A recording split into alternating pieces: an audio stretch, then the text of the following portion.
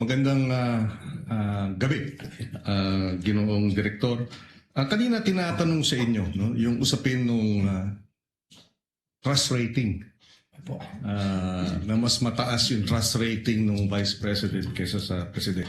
Yung ating po mga survey is only a snapshot na mga pwedeng nangyayari. Alam naman po natin, ang tinatanong dyan, ilan lang o magpapipili ng lugar kung saan po gagawin yung survey. Hindi po natin pwede itong maging basihan sa pag-imbestiga sapagkat pagka ganyan po yung ating ginawa, magkakaroon po tayo ng problema sapagkat ang mangyayari sa atin dyan, yung tinitingnan pala natin ay yung numero. At without accusing anyone, alam naman natin there are surveys that can be manipulated po.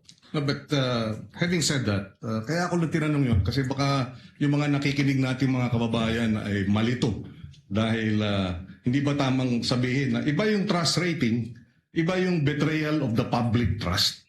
Tama po. Tama? Yung trust rating po ay base sa numero dahil sa survey. Yung betrayal of public trust, malinaw naman po yan na nakasaad sa konstitusyon na ito ay isang basihan ng impeachment. At saan po pumapasok ang betrayal of public trust? Pag meron ka pong ginawa na pag-violate, not necessarily criminal, hindi kailangan ng conviction, kundi sinasabi po, pag tinignan natin yung discussion po ng ating Constitutional Committee ng ginawa yan, binabanggit nga po dyan yung betrayal of public trust, yung hindi mo pagtupad sa yung oath of office, that will qualify as a betrayal of public trust. In other words, negative yung trust rating mo o 100% yung trust rating mo, base sa batas, base sa konstitusyon, pwede kang